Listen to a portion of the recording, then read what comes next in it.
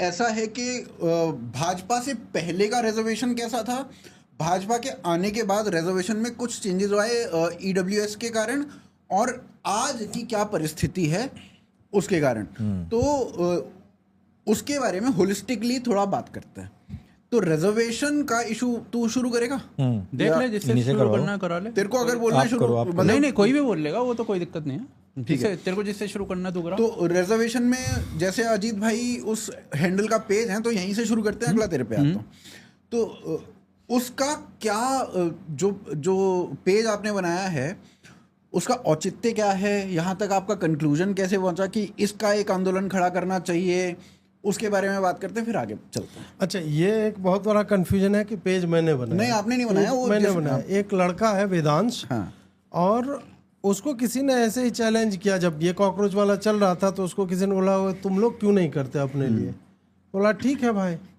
तो उसने एक बनाया और इस विषय को लेकर, वो अननोन चेहरा है वो, हाँ, अब इस पे 10 दिन में या 7 दिन में 6 मिलियन 60 लाख लोगों का जुड़ जाना ऑर्गेनिकली, यह बताता है कि यह विषय जो है ना, अजीत भारती के चेहरे या वेदांश के चेहरे उससे परे। और ये एक अच्छी भी बात हुई कि पहले 2 दिन में ये आया तो वो पैनिक कर गया एक तरह से। उसने उसको जो लिखना था, बोलना था, उसने लिखा अपनी समझ के साथ। बहुत यंग लड़का है। फिर उसने मुझे मैसेज डाला हुआ था। मैंने देखा कि रिजर्वेशन हटाओ आंदोलन चल रहा है। फिर मुझे कुछ दिक्कतें दिखी उसमें कि यार ये कास्ट ही हटा देंगे की बात कर रहा है। ये मतलब कुछ इम्प्रैक्टिकल टाइप की बातें जो मुझे दिखी। तो फिर मैंने सोचा कि इसको मैसेज करता हूँ मैं। उसको मैसेज करने के लिए जब मैं इंस्टा पे गया तो देखा कि इसने पहले से मुझे मैसेज कर रखा था। अच्छा। तो फिर मैंने लिखा कि भाई तुम जो कर रहे हो बहुत बढ़िया काम कर रहे हो, तो थोड़ा बहुत सजेशन है। तो वो बोला कि सर मैं आपको ढूंढ रहा था, प्लीज़ मुझे नंबर दो, मुझे बात करनी है। तो मैंने नंबर दिया, कॉल किया। उसने बोला कि आप ले लो ये पेज, मैं ये संभाल नहीं पाऊँगा, मेरे वश का है नहीं, मेरा दूसरा काम है। आप आनंद रंगनाथन या और लोग जो हैं, आप एक कोर टीम बना के इसे आगे ले जाओ। मैं जो है, आप ही मेरे इंस्पिरेशन हो और आप इसको आगे लेकर के चलो। तो मैंने इन प्रिंसिपल उसको हाँ बोल दिया। अब वहाँ जब हाँ बोल दिया, अब क्या है ना कि मेरा भी अपना काम है और लोगों का भी अपना काम होता है। कॉकरोच के बाद क्या हो रहा है, लोगों को लग रहा है कि तुरंत हम सड़क पे उतरेंगे और तुरंत कुछ हो जाएगा। मैं 7 महीने से जो देख रहा हूं कि सरकार आंदोलन का सम्मान करती है, लेकिन उस आंदोलन का जिसमें आगजनी होती है। पिछले 10 साल से 7 साल से मैं देख रहा हूं कि यदि आप आग नहीं लगाओगे, सेंसिबल बातें करोगे, तो ये सरकार आपको गोली मार देगी। और गोली मारने के इस सरकार में सबूत है पर्याप्त। इनके जहां जहां सरकार है, इस तरह के आंदोलन हुए होंगे, फायरिंग भी हुई है, लोग मरे भी हैं। प्लस ये वो सरकार है जो 2001 से प्राइवेट में आंदोलन रिजर्वेशन के लिए प्रयासरत है। ये वो सरकार है जो आज और कल के डेट में मध्य प्रदेश में 73% आरक्षण के लिए लड़ाई कर रही है। 40 साल पहले एक कमेटी की रिपोर्ट आई थी, महाजन कमेटी की, उसके आधार पे। ये वो सरकार है जिसके समय में डोमिनेंट कास्ट ग्रुप्स जो हैं, वो एक एक जाति समूह में कुछ 1-2 जातियां जो 48%, 50%, 70% तक आरक्षण का लाभ ले रही हैं और एक्चुअल लोगों को लाभ नहीं मिल रहा है।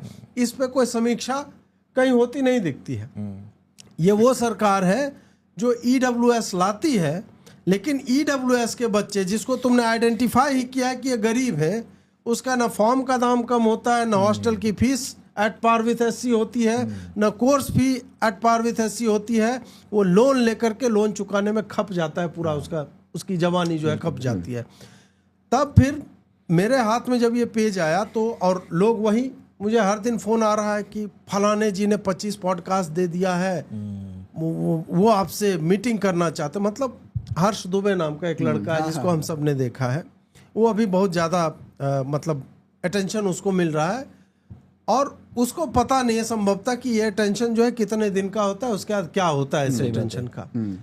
अब वहां से एक बंदा मुझे फोन करता है, उससे पहले वेदांश को उसी की टीम, मतलब हर्ष दुबे की टीम है, साला मैं इतने साल से यहाँ पे जर्नलिज्म कर रहा हूँ, मेरी कोई टीम नहीं है, और तुम्हारा ये एरोगेंस कि तुम मुझे कॉल करवाते हो दूसरे बंदे से और थ्रेटन करने के लिए। अच्छा, मुझे फोन किया पहले कि भाई हम आपसे मिलना चाहते हैं, मीटिंग करते हैं। मैंने बोला आप कौन हो? तो हम हर्ष दुबे को तो आप जानते हो, वायरल हो गया लड़का। मैंने बोला मैं नहीं जानता, और एक्चुअली मुझे नाम नहीं पता था कि क्या नाम है। क्लिप तो मैंने देखी थी, मुझे नाम मिस कर रहा था। मैंने बोला भाई कौन है हर्ष दुबे, मतलब थोड़ा और एकदम से भाई स्ट्राइक करता भी नहीं है। हाँ, और मैं 50 न्यूज, साला मैं रोज न्यूज के बिजनेस में हूँ, कौन वायरल हुआ भाई। हाँ। तो मैंने उसको बोला कि कौन, थोड़ा और कंटेक्स्ट दीजिए। तो उसने बताया कि ये हो गया, उन्होंने ये कर दिया, वो कर दिया, बहुत टॉकिंग पॉइंट हो गए अभी ये सब। मैंने बोला अच्छा आप मुझसे क्या आशा कर रहे हैं, तो आइए हम लोग आगे की योजना बनाते हैं। मैंने बोला आपकी क्या योजना है? आपने भी तो पेज बनाया हुआ होगा, 20-25 लोग इसको लेकर के पेज बनाए हुए हैं। तो हाँ हाँ हमने पेज बनाया, लेकिन आप पे ज़्यादा है। मैंने बोला आप भी ज़्यादा कर लीजिए। तो नहीं नहीं आप पे ज़्यादा है, आपने पेज बनाया, आप आंदोलन कीजिए, हम सवर्ण आर्मी से हैं। मैंने बोला आपकी आर्मी भी तैयार है जब, तो आप आंदोलन करो, आप सड़कों पे उतरो, मेरे पे तो आर्मी भी नहीं है, मेरा जो सपोर्ट रहेगा आपको। तो फिर वो उसके एरोगेंस का लेवल बढ़ता जा रहा था, जैसे जैसे मैं उसको डिनाई कर रहा था। वो बोलने लगा फिर आपने पेज क्यों बनाया? मैंने बोला फोन रख, फोन रख। फोन मैंने काट दिया। फिर ये स्थिति हो गई है कि ये चाहते हैं कि मैं उनके नाम पे सड़कों पे उतर जाऊं और दीप के टाइप में 10, 20, 50 बच्चों को मरवा दूं, तब इनकी राजनीति चमके। बिल्कुल बिल्कुल बिल्कुल। और ऐसा आपको जेल हो जाएगी। मैंने तो एक उसका फोन पता, यही होना, उसका फोन मैंने पता नहीं क्यों उठा लिया, क्योंकि मेरे पास अब अच्छी बात यह हो गई, सरकार ने कर दिया, नाम आ जाता है, तो मुझे पता है कि इस नाम को मैं नहीं जानता, मैं फोन क्यों उठाऊं उसका। सही बात। मैंने 10 फोन जो है नहीं उठाए हैं पिछले 5-7 दिनों में। सबका ये, मैं ये सेना का हूँ, मैं ये करना चाहता हूँ, आइए साथ मिलकर आंदोलन। भाई मैं क्यों करूं साथ मिलकर के तुम्हारे, आप करो ना आंदोलन, आप करो, आपके पास लोग हैं। मेरा यही आह्वान है आप सबसे, जो भी लोग मुझे देख और सुन रहे हैं, आप अपने स्तर पे इस आंदोलन को बढ़ाइए। बिल्कुल। मैं एक जर्नलिस्ट हूं, मेरा कोई भी पॉलिटिकल एस्पिरेशन नहीं है। बिल्कुल। मुझे पार्षदी का, विधायकी का, सांसदी का कोई चुनाव नहीं लड़ना है। अभी तक मेरा यही है, लड़ना होता तो मैं अभी तक उतर चुका होता, क्योंकि मुझे पता है कि उसे एक स्पार्क की आवश्यकता है। मैंने ये सब लिख दिया ट्विटर पे, तो लोग कह रहे हैं लो ये तो शुरू होते ही खत्म हो गया। भाई शुरू होते, हाँ मैं कायर हूँ इस मामले में, मैं बहुत कायर हूँ, डरपोक आदमी। मेरा पत्नी है, बच्चा है, मेरा पूरा एक करियर बचा हुआ है, और उससे अधिक मैं उससे भी परे चले जाऊं कि नहीं नहीं मुझे क्रांति करनी है। क्रांति मैं अपने लिए करूंगा। बिल्कुल। क्रांति मैं तुम्हारे लिए नहीं करने जा रहा हूं। क्रांति मुझे करनी होगी तो मैं अपनी शर्तों पे करूंगा, और मेरी शर्तें ये है कि सबसे पहले चर्चा आरंभ होनी चाहिए।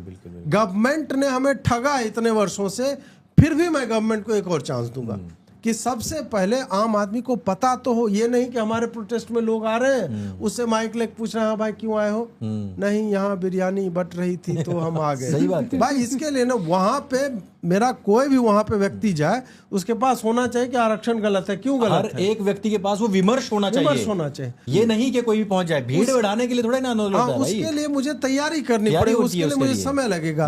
और दूसरी बात यह है कि भीड़ में पहुंचे हर एक व्यक्ति का दायित्व तो मेरे ऊपर। बिल्कुल। मैं उस बच्चे को लाठी खाने नहीं दूंगा। बिल्कुल। मैं दीपके नहीं हूं कि मैं साला पार्टी कर रहा हूं सौरभ दास की तरह, काला चश्मा रात में लगा करके, और बच्चे उधर मर रहे हैं, उनके ऊपर एफआईआर हो रही है। I am not that guy and I am not going to do it your way. बिल्कुल। मैं, हो सकता है मुझे लगेगा कि भाई मेरे वश का नहीं, मैं इस पेज से अलग हो जाऊंगा। मैं क्रांतिकारी नहीं हूं, मैं विमर्श बनाने वाला व्यक्ति हूं, मैं नैरेटिव का आदमी हूं, मैं जर्नलिस्ट हूं। इस बात को समझिए। आप क्रांतिकारी हो, आपके पास आर्मी है, सेना है, आप उतरो भाई सड़क पे, आप भूख हड़ताल पे बैठो, and I will give you the same digital support. बिल्कुल। ऑनलाइन सपोर्ट मैं वही दूंगा जो कि मुझसे रिक्वायर्ड है। उसके आगे आप स्टेज पे बुलाओगे, मैं वहां पे भी आऊंगा, बट वो रिस्पॉन्सिबिलिटी मैं तब तक नहीं लूंगा बच्चों के मरने की, उनके लाठी खाने की, गोली खाने की, जब तक मैं कन्विंस्ड नहीं हूं कि उस प्रोटेस्ट में सबसे पहली छाती मेरी हो। बिल्कुल। अभी वो मुझे नहीं लग रहा है कि मेरी छाती सबसे आगे होनी चाहिए। उस लेवल तक जब तक मैं नहीं पहुंचता तब तक नहीं। अब मैं 2-3 बिंदु और बोल करके समापन करूंगा, फिर आप लोग बात कीजिएगा। तो फिर अजीत जी चाहते क्या है इससे? हम ये रियलिटी जानते हैं कि आरक्षण हमारे कहने से हट नहीं जाएगा। आरक्षण हटाओ आंदोलन का ये कहना है कि वर्तमान स्वरूप में जो आरक्षण है उसको हटाया जाए। बिल्कुल। कास्ट सिस्टम हम नहीं हटा सकते क्योंकि वो सामाजिक वास्तविकता है। कास्टिज्म हमको हटाना है। जातिवाद जो होता है कि हम जो दंभ भरते हैं कि हम ही श्रेष्ठ हैं, ये हमें हटाना पड़ेगा। बिल्कुल। आपका अपनी जाति के प्रति सम्मान होना चाहिए, क्योंकि आपके बाप दादा लड़े खपे मिटे हैं, महापुरुष हर जाति में हुए हैं, और वो डोम जाति में भी होंगे, वो जाटव में भी होंगे, वो चौहान में भी होंगे, सिंह में भी होंगे, ब्राह्मण में, सब में होंगे। सबके अपने अपने स्टालवर्ड्स रहे हैं। वो हमें फिर है कि हमें समीक्षा चाहिए कि 70 वर्षों से है तो इसका इम्पैक्ट क्या हुआ। बिल्कुल। और इतना ही अच्छा आरक्षण है, जैसे आनंद रंगनाथन की एक कटी हुई क्लिप कटवा डालता है, वो बोल रहे हैं कि प्राइवेट में भी दे दो। मैं भी यही कह रहा हूं कि यदि यह आरक्षण इतना ही अच्छा है, समाज का इतना ही लाभ हो रहा है, तो सरकार को प्राइवेट में 20 साल 30 साल पहले आरक्षण दे देना चाहिए था। जब इतना बढ़िया काम हो रहा है, इससे क्यों नहीं हो रहा है? तो वही है, फिर रिफॉर्म कीजिए, इसको रैशनलाइज कीजिए। ओबीसी आरक्षण क्यों है? बिल्कुल। जो पटरी उखाड़ लेगा उसको आप आरक्षण बना दो, को आरक्षण दे ये कौन सी बात हुई यार? SC ST में भी जो महादलित हैं, अति दलित हैं, जिनको जनरेशन से आज तक कुछ मिला नहीं है, उन लोगों को भी आरक्षण का लाभ मिलना चाहिए। कोटा विद इन कोटा, अब सुप्रीम कोर्ट ने बोल दिया है, दैट शुड बी डन। ये सब है, ये आरंभ बिंदु है। इवेंचुअली आरक्षण को हटाना है। ये कोई फ्लिप स्विच नहीं है और कोई पार्टी नहीं करेगी। और हम में से यदि लोग खड़े भी हो जाए तो आपकी संख्या इतनी नहीं है कि आप सत्ता में पहुंचोगे। पर हाँ, विकल्प यही है, विमर्श हो, चुनाव के समय में हम इसकी आवाज उठाएंगे, और अपने लोग जो भी इस मुद्दे को लेकर के खड़ा होना चाहेगा, इंडिपेंडेंट कैंडिडेट्स बनकर के खड़े होइए। जितना आपको, क्योंकि ये मुद्दा उस तरह का है, 60 लाख लोग यदि जुड़ गए हैं इससे, इसका मतलब है this subject has its weight. वो दिख रहा है, आपको लोग देंगे वोट। बिल्कुल। ठीक है, आरंभ करते हैं। एक बंदा पहुंच गया किसी विधानसभा में, एक बंदा पहुंच गया संसद में, भाई वो आवाज तो उठाएगा। चंद्रशेखर रावण तो एक ही है ना, फाड़े हुए हैं कि नहीं? बिल्कुल, ओवैसी एक ही है। हम जितना हेट कर ले उससे, बट एक बंदा संसद में खड़े होके जो उसको मन होता है बोलता है, और सुनना पड़ता है भाई। तो हमारा एम वही है कि हम फोकस्ड होकर के अल्टीमेटली जो भी चुनाव आएंगे, यदि कोई सत्ता या सरकार या पार्टी जो है इस पे पॉजिटिव रिस्पांस नहीं देगी, तो फिर भाई उस तरह कैंपेन्स होंगे। बिल्कुल। देखो, इसमें अब भाई तेरे पास आता हूँ। नहीं, मैंने तो बोला ही नहीं इस आरक्षण में कुछ। उसको पिछले मुद्दे पे भी बोलने को नहीं मिला था ना। आपने, इन्होंने बोला, फिर आपने बोला, फिर उसके बाद इसकी बारी नहीं आई थी, तो इस बार इससे शुरू करना था। मेरी काट लो। ठीक है, आप अगले इसके बाद बोलना फिर। तो एडिटिंग में कटवा तो देख, रिजर्वेशन में मेरे को याद है 2015 में मोहन भागवत ने एक स्पीच दी थी रिजर्वेशन के अगेंस्ट में, बिहार चुनाव से 2 दिन पहले। हाँ, तो रिजर्वेशन के अगेंस्ट में उसने तगड़ी स्पीच दी थी, और कि अब इसकी समीक्षा होनी चाहिए, ये होना चाहिए, इस तरीके से उन्होंने पूरा बोला था।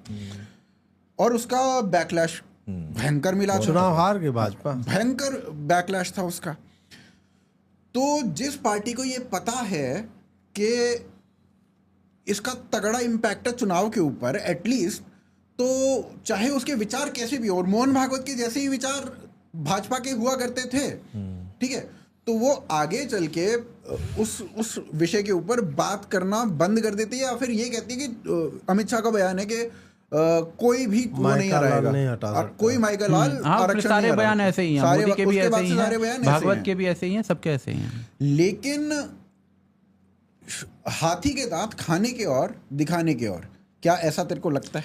यार देखो, मैं इसमें ना ये अच्छा वो दिया है तूने प्रेम्बल इसका, बिकॉज मुझे ऐसा लगता है, मैं इसमें 3 बिंदुओं में बात करूंगा। एक तो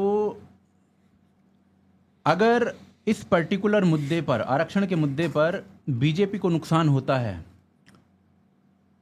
तो उसका क्या परिणाम हो सकता है। दूसरा, क्या कास्ट डिस्क्रिमिनेशन आज की डेट में एग्जिस्ट करती है इस पे रिजर्वेशन पर?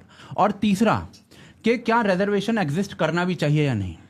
मैं 100% इस चीज से एग्री करता हूं कि रिजर्वेशन एग्जिस्ट नहीं करना चाहिए। अगर देना भी है तो फाइनेंशियल लेवल पर आप दे दीजिए। Economic और base पे। उसमें भी क्या है ना, आज की डेट में 100 में से 60 सीटें आरक्षित हैं, उसमें 20 से ज्यादा आरक्षित नहीं होनी चाहिए। 20 सीटें आप आरक्षित कर दीजिए और वो फाइनेंशियल लेवल पर दे दीजिए भाई, उसमें सारी कास्ट ले आइए, सिंपल सी बात है।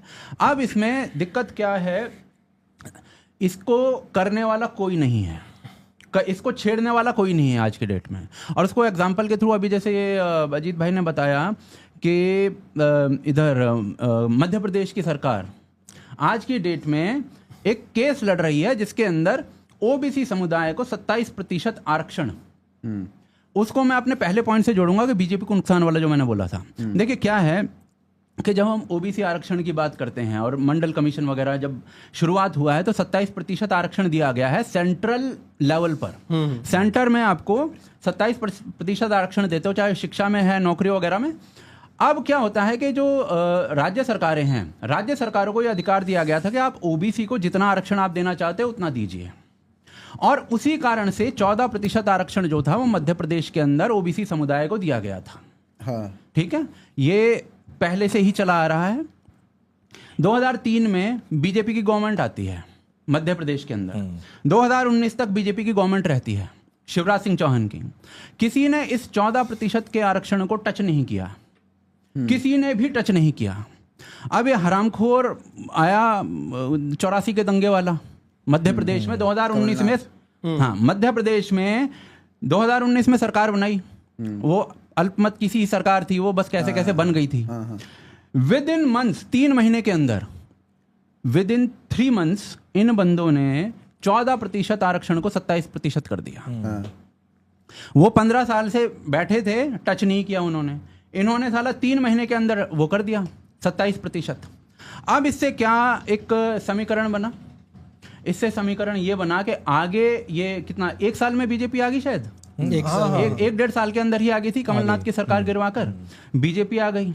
और उसके बाद से वो उस मुद्दे को टच नहीं करे, क्योंकि अगर वो टच करती है ओबीसी के मुद्दे को के बारे में, कोर्ट में ये बोल देते कि हम इस आरक्षण को नहीं देंगे, तो सिर्फ मध्य प्रदेश में नहीं पूरे भारत में बैकलैश है, पूरे भारत के अंदर।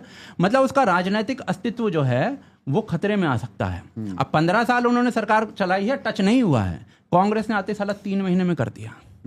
अब मेरा जो इसमें ये पहला बिंदु है। देखिए दूसरा बिंदु इस पूरे मुद्दे पर यह आ जाता है कि जैसे हमने बात की मोहन भागवत के बयान की, पहले बयान की, कि किस प्रकार से उसने 2015 में दिया था, 14 में दिया था, मुझे याद नहीं है, 15 में दिया था, नवंबर में। हाँ, तो वो बयान दिया था, उसके बाद जो बैकलैश आया है। और बीजेपी सरकार ने जो ये SC/ST वाला जो मामला किया था, जिसमें उन्होंने संविधान सा ही बदल दिया था, वो अनुच्छेद लाए थे, क्या लेके आए थे, क्या बोलते हैं यार उसे, मैं शब्द भूल रहा हूँ, जो SC/ST वाला किया था, SC/ST एक्ट ना 2018 में आया था। हाँ, उसके बाद अब ये क्या हुआ है पूरा मामला कि 2019 के अंदर इन्होंने EWS लेकर आए हैं। अब जो मेरा दूसरा बिंदु था वो ये था कि क्या आज की डेट में जो सोशल डिस्क्रिमिनेशन वाला पॉइंट था वो उस लेवल पर एग्जिस्ट करता है? मुझे लगता है कि वो डाइल्यूट हुआ है। और जो आपने बताया जैसा, उससे मैं एग्री करता हूं कि इस पर्टिकुलर बिंदु में जो आपकी फीस होनी चाहिए या जो फॉर्म की फीस होनी चाहिए, सब कुछ SC के लेवल पे होना चाहिए। हाँ, ये धीरे धीरे, क्योंकि आपने EWS नाम देकर दिया, नाम ही इकोनॉमिकली वीकर सेक्शन, तो वो धीरे धीरे मतलब कम होना चाहिए था, अब तक वो नहीं हुआ है। पर मुझे ऐसा लगता है कि इस पर्टिकुलर चीज में कि सोशल डिस्क्रिमिनेशन हुआ है उसमें चेंजेस आए। मैं आपको इसका एक उदाहरण देता हूं। 30% सामान्य वर्ग बताया जाता है। हाँ, 30% में 30% में से मोटा मोटा आप ही लगा लीजिए, आधा जो है वो मुल्ला है।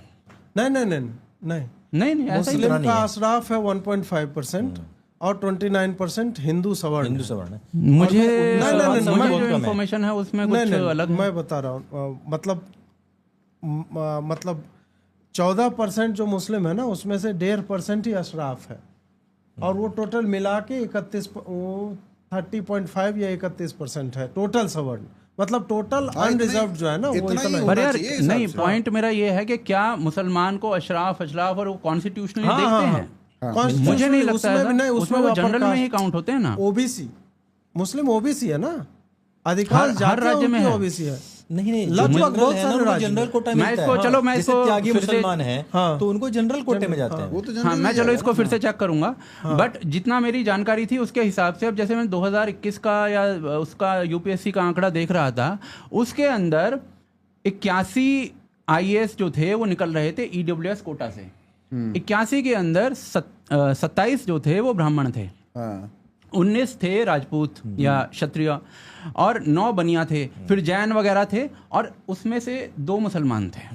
जनरल। तो मुसलमान इसमें से नहीं मतलब इसमें ब्राह्मण डोमिनेट कर रहा है, जैसे कि इकोनॉमिक वीकर सेक्शन में जैसे कि जो- एसटी में मीणा डोमिनेट कर रहा है, एससी में जाटव डोमिनेट कर रहा है, यहाँ पे ब्राह्मण डोमिनेट कर रहा है। तो मेरा जो मूल्यांकन है एक ब्राह्मण के तौर पर, जिसने ये सारे नारे देखे हैं भाई, जिसने ये सारी चीजें झेली हमने हैं, तो ब्राह्मणवाद, दंश झेला है। हाँ, ब्राह्मणवाद से आज़ादी, जिन्होंने 3 नरसंहार देखे हैं आज़ादी के बाद से, या फिर जिन्होंने देयर विल बी ब्लड लिखा देखा है ग्राफिटी के तौर पर, नहीं उसके तौर पर हमने तो रिजर्वेशन का दंश झेला है ना और अपने मैंने ऊपर। अपने दोस्तों से, मैं आपको सच्चाई बताऊं, दोस्त तो खैर चलो छोड़ो, उन्होंने तक ये बात बोल दी कि भाई तुम्हारे परशुराम ने भी तो क्षत्रियों का नाश किया था, तो अब तुम्हारा नाश हो जाएगा तो क्या बड़ी बात है, इस टाइप की चीजें तक झेल लिया। तो मेरा इसमें मानना यह है कि बीजेपी ने जो ईडब्ल्यूएस लाया है उसके कारण वो सोशल डिस्क्रिमिनेशन वाला एंगल कम होता है, लेकिन मेरा मुद्दा वो नहीं है। मेरा मुद्दा है आरक्षण खत्म होना चाहिए, क्योंकि मीडियोक्रिटी वर्सेस मेरिट। राइट, क्योंकि उसका रीजन बताता हूं। आप इसरो जैसी संस्था को देखिए, इसरो जैसी संस्था के अंदर ये नहीं है तो हम उसमें आरक्षण नहीं है, हम वहां पर डोमिनेट करते हैं भाई, हाँ। वैश्विक लेवल पर। मेरा ये मुद्दा ही नहीं है कि ईडब्ल्यूएस में जनरल को मिल रहा है, ब्राह्मण को मिल रहा है, इसको मिल रहा है, या फिर एससी एसटी को मिल रहा है, मेरा मुद्दा ही नहीं है। तो इस पूरे मुद्दे से मैं एग्री करता हूं, लेकिन एक और चीज है कि अगर इस पर्टिकुलर मुद्दे पर अगर भाजपा को नुकसान होता है तो फिर तो वो मध्य प्रदेश वाली कहानी फिर से रिपीट होती है, और उसके बाद भाजपा इस धागे को संगवा नहीं पाएगी। नहीं इतना मुझे पता है। इसमें मेरा एक पॉइंट और है कि भाजपा मतलब खत्म ही कर रहे हैं भाई, आप बार बार ये देख रहे हो, खत्म ही कर रहे हैं। मैसेज आ रहा था। हाँ, तो इसमें मेरा एक पॉइंट और है, वो ये है कि भाजपा ने देखो मोहन भागवत की स्पीच के बाद भाजपा ने इस मुद्दे को छेड़ा नहीं है, ठीक है, लेकिन भाजपा ने इस चीज के ऊपर ये नहीं किया है कि किसी और का आरक्षण को बढ़ा दिया है या प्राइवेट में बढ़ा दिया है। अब अगर हम जॉब के स्तर पे देखें ना, तो आज की डेट में 3 से 4.5-5% के आसपास सरकारी जॉब्स हैं, बाकी 95% 96% प्राइवेट जॉब्स हैं। प्राइवेट जॉब्स में आरक्षण नहीं है, तो मतलब 96% जॉब्स के अंदर आरक्षण नहीं है, 4% जॉब्स के अंदर आरक्षण। टोटल जो काम करते हैं ना 7-8% है, इतनी सरकारी है लगभग, उतनी प्राइवेट लगभग। नहीं, वो बात भी नहीं है। बात ये है कि हम यार आईआईटी में क्यों जा रहा है 50%? हाँ, मेरा पॉइंट यही है। खाली हमें इसी जॉब में से तो कोई समस्या ही नहीं 50 भी है। नहीं 60। हमारा है कि इतना परसेंट जो तुम हमारा टॉप ब्रेन हाँ, जो आरक्षण के कारण वो 50% या 30% मान लो जिसको नहीं मिल रहा नहीं है, मिल रहा वहाँ है। को, वो कहाँ जाएगा वो भाई? कहाँ जाएगा भाई? देखिए क्या इसमें करेगा? आपने जो बात बोली ना, मैं उससे बिल्कुल एग्री करता हूँ। 100 में से 60 सीटें आरक्षित हैं, वो ऑलरेडी मीडियोकर हैं। हाँ, 40 सीटें बची, 40 में से आप लगा लीजिए 30% कि चला। 30 जो सीटें हैं वो टॉपर्स ले लेते हैं, और वो यहाँ पर पढ़कर बाहर निकल जाते हैं। अमेरिका चले जाते हैं, बचता है। 10 बचते हैं ना, वो यहाँ पर वो देश पढ़ को के- चला रहे हैं। वो बेसिकली, तो यहाँ पर आप खुद देख लीजिए कि मीडियोक्रिटी जो है वो विकसित भारत कैसे होगा नहीं हो भाई? सकता, वही। इम्पॉसिबल है। घंटा हो जाएगा इसीलिए इसीलिए आज तक नहीं हुआ। चीन क्या ये कर रहा है? विकसित भारत बनाने का एक हमारी तरीका और है। चीन की ट्रेजेक्ट्री आप देखो, सही बात है। इंडिपेंडेंस सिमिलर टाइम पे मिला।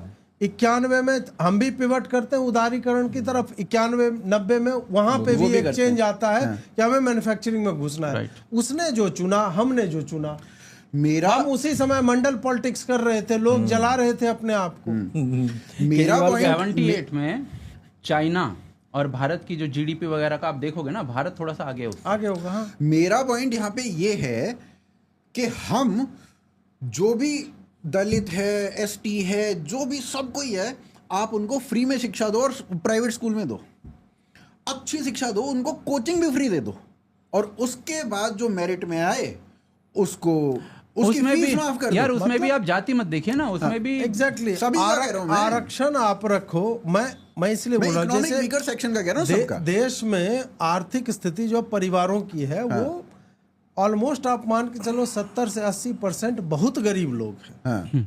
मैं इसमें भी तैयार हूं कि आप 60% आरक्षण दे दो, मेरिट से समझौता मत करो, उसको आप पैसा दो। आरक्षण फीस में होना चाहिए, एग्जैक्टली। आरक्षण जो है फॉर्म में मेरिट होना में चाहिए। कैसे हो सकता है? आरक्षण मेरिट में दोगे तब तो भाई देश बर्बाद हो जाएगा, और हो ही रहा है। इसमें और इसका जो आपको तरीका है वो जो आप कह रहे हो विमर्श, हाँ, वही इसका अभी देखिए, क्योंकि पॉलिटिकली इम्पॉसिबल है ना, कौन टच करेगा? वही मैं कह रहा हूँ। मध्य प्रदेश में हम देख रहे हैं या भाई, फिर हम एक ऐसी पार्टी ही बना ले जो यही जो करे। वो करे। आज ना बने 5 साल बाद बन जाए, 10 साल बाद बन वो जाए। एक बार बने, ये काम कर दे, और उसके बाद चाहे कभी आए ना, कोई दिक्कत नहीं है। नहीं, आने वाली सरकार चेंज कर देगी वो बदल देगी। वही मैं- बात है मैं ना। यार इसमें एक देखिए चीज इसमें ना बताना- मैं वही आपको बता रहा था कि इसमें ना बीजेपी को नुकसान नहीं है। बीजेपी का क्या है, बीजेपी मान लीजिए एक बार सत्ता से निकली, 5 साल बाद वो साला फिर आ जाएगी। लेकिन यदि जैसे मध्य प्रदेश जैसे हालात पैदा होते हैं, कांग्रेस आ गई, वो तो 3 हमें महीने ज्यादा में फिर ले आई, नुकसान है। फिर वो जनरल कास्ट वाला जो है ना, वो उसकी मैया दैया हो जानी है उनको, क्योंकि वो तो खुले आम बड़े बड़े नेता खुले आम बोल रहे हैं। हाँ। नहीं तो उसमें यह है ना कि यार सत्ता जाने का भय सत्ताधीशों को होना चाहिए। हाँ। ये तो ब्लैकमेल हो गया ना पीपल का, कि भाई ये 30% या मान लो हम माइनॉरिटी, हम 10% है, तो क्या हमारे कोई राइट्स नहीं है? नहीं, राइट्स तो ऑफ कोर्स हैं ही, राइट्स की मैं आप वही देखो राजनीति में भी जो इन्होंने दिया हुआ है ना, ये आरक्षण राजनीति में 10-10 साल पे ये रिन्यू होता है। बिल्कुल, उसमें आप आरक्षण ये कैसे क्यों नहीं देते हो कि अगर उसी सीट पे एक जनरल व्यक्ति लड़ रहा है और एक एससी का लड़ रहा है, वो अगर 60,000 वोट पे जीतता है तो इसको 40,000 पे जीत क्यों नहीं दी जाती? मेरिट वहां पे संख्या है ना, वहां पे भी लो। तो वहां मैं पे वही लो, कह रहा देखिए वहां पे नहीं करना है। वहां जहां डायरेक्ट रिप्रेजेंटेशन की बात है वहां पे मेरिट ले आते हैं ये, और जहां मेरा मेरिट तो की बात है देखिए, वहां इन्होंने representation इन्होंने लाते हैं। उस मेरा केस तो में ये कर मानना दिया ना है कि भाई दलितों पढ़ाई की में ये इसमें दलितों होना की ही नहीं सीट है। चाहिए। मेरा तो उन्होंने स्पष्ट ये कर मानना दिया ना, है। ये दलितों की ही सीट रहेंगी इतनी, वो नहीं किया। तो मतलब तुम मेरा राइट टू इलेक्शन जो कर्टेल कर रहे हो ना, हाँ। कि मैं एक गैर particular दलित seat हूँ, पे, हाँ, मैं यहाँ पे मैं रहता यहाँ पे हूँ। खड़ा होना चाहते हो, तो तुमने तो मेरा राइट खत्म कर दिया भाई। ये कौन सी अब बात देखिए है? वैसे ये गांधी जी अच्छा काम करके गए थे। क्या? मतलब खैर मैं ढंग से उससे वो नहीं करता हूँ। खैर ये रिजर्वेशन वाला जो पॉइंट है, ये पूना पैक्ट वगैरह जो है, जो बड़े महान व्यक्तित्व बताया जाता है बी आर अम्बेडकर जी, तो उन्होंने क्या कहा था अंग्रेजों से कि भाई जैसे मुसलमानों को अलग सीटें दे दी गई हैं जिन पे मुसलमान ही वोट डाल रहे हैं, ऐसे ही दलित जो हैं दलितों को भी उनको दलित भी दीजिए, electorate क्योंकि दे दो। क्यों हाँ दलित भी हिंदू नहीं है, इस टाइप का कुछ उनका संवाद बताया जाता है। अब अंग्रेज जो थे वो मान भी गए, अंग्रेज तो तैयार बैठे थे भाई कि डिविजन जितने हो सके बिल्कुल। सोसाइटी में। अब हमारे गांधी जी जो थे इस पर भूख हड़ताल पर बैठ गए थे, तो और उसके कारण से बी आर अम्बेडकर को इसमें झुकना पड़ा था। तो मैं इस पर्टिकुलर चीज पे गांधी को इसलिए कह रहा था कि वो ठीक और किया था, अम्बेडकर और कैसे अदरवाइज एक रहनुमा और देश बन गए जाता। भाई दलितों के? तुम तो एक इलेक्शन नहीं जीत पाए, तो तुमको प्रतिनिधि बनने का अधिकार किसने दिया था? वो तो एक बस सब ढोल अपने पीटा गया, अपने वही वही नेहरू ढोल को पीटा किसने गया। दे दिया था अधिकार नेता बनने? नहीं नहीं, वो ढोल ही है। देखिए अंबेडकर ने कभी इलेक्शन नहीं जीता था, वो तो 80s में Ambedkar became a cult because of the politics, जो Kanshiram and Mayawati and they came with his what Nehru did to Gandhi, Kashiram and Mayawati did to Ambedkar. And BJP made it. हाँ, बीजेपी ने और larger एम्पलीफाई than- कर दिया larger पिछले than 10 साल में। वो तो तीर्थ ही बना देखो इसमें, हाँ मैं वही कह रहा हूँ, इसमें देखिए ये बीजेपी से पहले ही अंबेडकर के आसपास वो करते हुए शादियां होने लगनी, मंदिरों में अंबेडकर के फोटोज ये आ चुके थे, लेकिन बीजेपी ने उस पर्टिकुलर पॉलिटिक्स को कैप्चर किया है और अंबेडकर का एक कल्ट जो बन चुका था उसको और एम्पलीफाई कर दिया है, जिसकी कोई आवश्यकता नहीं थी। आई थिंक इग्नोर किया जा सकता था, है ना? भाई साहब आपको कुछ बोलना है? हाँ, बोलना तो था बहुत देर से। मैं तो आरक्षण के खिलाफ नहीं हूँ।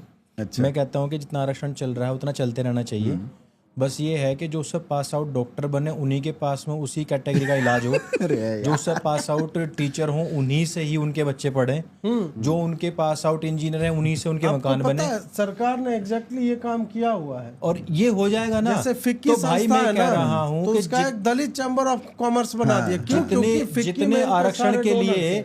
ये जितने कह रहे हैं ना आज के आरक्षण को कोई टच भी नहीं कर सकता है, ये साले खुद आवेंगे नू कहेंगे नहीं आरक्षण हटाओ, आंदोलन हम करेंगे। तो भाई अगर ये सिस्टम कर दिया ना, और ये केवल फिक्की में नहीं, मैं कह रहा हूँ हर जगह होना चाहिए। आप इस कैटेगरी को जी, आपके बच्चे आ चुके हैं, पढ़ाओ इनको। देखो आरक्षण अगर इतना ही अच्छा है ना, तो करो ना फिर इसी काम को। फिर नहीं, ये तो अजीत भाई पिछले उसमें भी बोल के गए हैं, आईआईटीज में 2 आईआईटी बना दो, 2 आईएम्स बना दो, 2 एम्स बना दो। अब वही कि जब दलित चैम्बर ऑफ कॉमर्स क्यों बना पता है आपको? इस कारण से बना क्योंकि फिक्की में जितने लोग हैं बनिए हैं, वो नहीं चाहते कि भाई ये नहीं, और वही तुमको फाइनेंस करते हैं, तो उसके लिए तुमने डिक्की बना दिया। तो भाई DIIT क्यों नहीं बनेगा? बनाओ ना।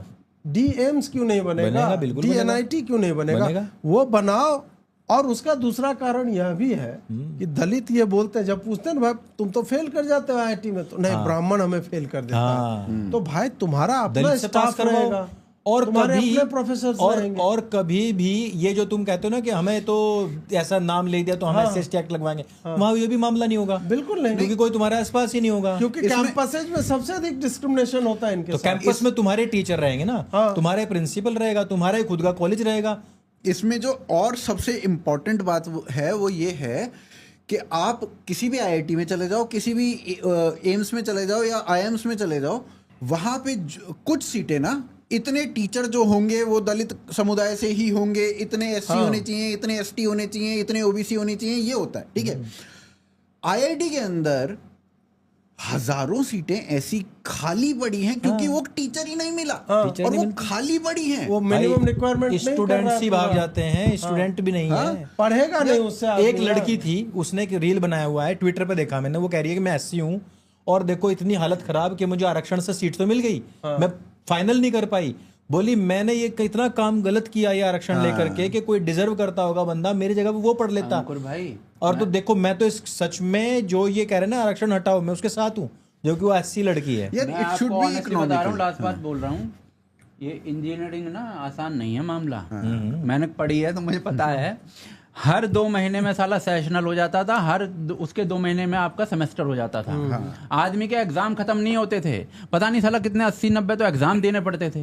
उनमें आपको पता इतनी साला एक सप्ली आ गई तो फिर प्रैक्टिकल, वो वाइवा, और उसकी अंडरस्टैंडिंग, मतलब सब्जेक्ट्स इतने डिफरेंट हैं। एक मान लो इलेक्ट्रॉनिक्स है जो कि जिसमें आप मॉसफेट और फैट पता नहीं क्या क्या लगा रहे हो, क्रिचॉफ्स लॉ लगा रहे हो। एक दूसरा बिल्कुल कम्युनिकेशन के एंगल आ गए जिसमें मोबाइल फोन के सिग्नल्स वगैरह जा रहे हैं। एक एनालॉग है, एक डिजिटल है। इतना बंदे का दिमाग खराब हो जाता है ना एट टाइम्स समझने में चीज़ों को, क्योंकि बहुत कॉन्ट्रास्ट है चीज़ों में। तो ऐसा नहीं है कि आप सीधा अगर कोटे से आ भी गए हो तो आप उखाड़ लोगे यार। वो 70-80% तो हाँ देखा था, 70-80% फेल करते हैं इसी कारण। और -40 वाला जो डॉक्टर बन गया साला, उससे सर्जरी करा लो तुम फिर। अरे करवाएंगे नहीं बातें ना, वो नहीं बनवाते, वो सीट वेस्ट करते हैं। सीट वेस्ट है, यही सबसे बड़ा कारण है आरक्षण को इकोनॉमिक्स। हम तो ये भी कह रहे हैं कि अगर तुमने स्किल्स एक्वायर कर लिया तो बनो ना भाई।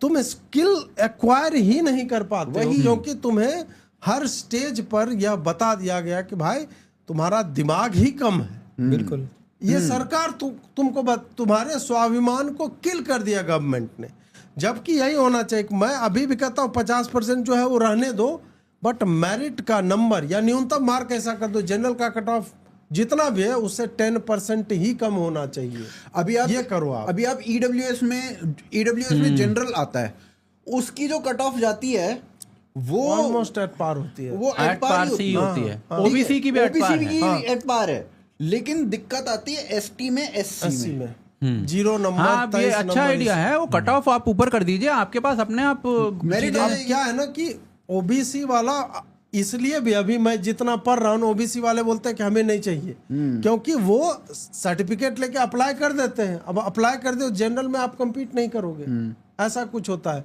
तो फिर क्या है कि अब वो कह रहे हैं कि नहीं भाई हमें ओपन कर दो। हाँ। ये 27% यदि फ्री हो गया तब तो भाई 73% है, सही बात है। बढ़िया हो जाएगा। 73 नहीं 77% हो जाए, 15 28। पर आप मान के चलो कि ओबीसीज का भी ना, अब मेरे कॉलेज में क्या था कि एक कंपनी आई थी, मैं कंपनी का नाम नहीं लेता, बैंक था, वो आया था और वहाँ पे मतलब सरकारी बैंक था, तो वहाँ पे ये सब चीज़ें चल रही थी कि भाई जाति क्या है, ये क्या है, वो क्या है।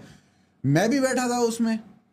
अब भाई हम जनरल कैटेगरी के, तो जनरल कैटेगरी का तो वैसे ही नहीं होना था, कितना भी आप ले लो, कितना भी लो। वहाँ से 2 गए और दोनों का कोटा था। 2 ही बच्चे सेलेक्ट हुए और दोनों का कोटा था, लेकिन दोनों ओबीसी में थे। तो मेरे ख्याल से अब सबके पास यहाँ पे पॉइंट्स हो गए हैं, कवर कर लिए हैं मोटा मोटा सब कुछ। और इस बार का थोड़ा लंबा भी हो गया, तो इसको यहीं पे समाप्त करते हैं। आगे कुछ और बकैती नहीं करते। रिजर्वेशन पे आगे भी होगी आगे भी चर्चा चर्चाएं तो होती और रहेंगी। ये होलिस्टिक चर्चा थी जिसमें हमने बहुत सारे एंगल्स अगले कवर बार किए। हम लोग कोशिश करेंगे हम वामपंथियों के जो नैरेटिव पॉइंट्स है ना उस पे बात उसको करें। डिबंक और करेंगे। रादर ऐसा भी कर सकते हैं आप कि मनुस्मृति पे ये सब पे अगले बार बिल्कुल जो है, करते हैं। हाँ, ऐसा भी कर सकते नहीं, हैं कि अगली हम- बार मेरे यहाँ है तो मैं ही क्वेश्चन पूछूंगा, तो फिर आंसर आप भी दे सकते हो, हम कोई पूछ दिक्कत लेंगे, नहीं है। ऐसा क्या है। क्वेश्चन हम पूछ लेंगे, क्या और ये दिक्कत इतना लंबा तब हो गया जबकि मैं बहुत कम नहीं बोला नहीं, हूँ। अनुज भाई को आज तक एंकर बनने का मौका नहीं मिला है। उनको एक बार एंकर बनाओ, 70 एपिसोड हो गए, सही बात है यार। एंकर नहीं बने। ये इनके हाँ, मन इनको में बनाते रहता होगा कि यार अरे नहीं, एंकर एक में मनुस्मृति का हमने किया था यहाँ पे शूट, वो बहुत अच्छा हुआ था, लेकिन उसकी ऑडियो खराब हो गई थी। हाँ हाँ हाँ, और वो आज तक नहीं आ पाया। उसमें बहुत अच्छे पॉइंट्स थे। बहुत ब्राह्मणवादी जबरदस्त। आदमी ने साजिशन जो है साजिशन किया है ना मनुवादी हो उन्होंने। जाता सही बात है उनका। आप भी तो आए थे शायद? मैं ही तो था। हाँ, चलो भाई साहब, जय श्री राम। जय श्री राम। जय परशुराम।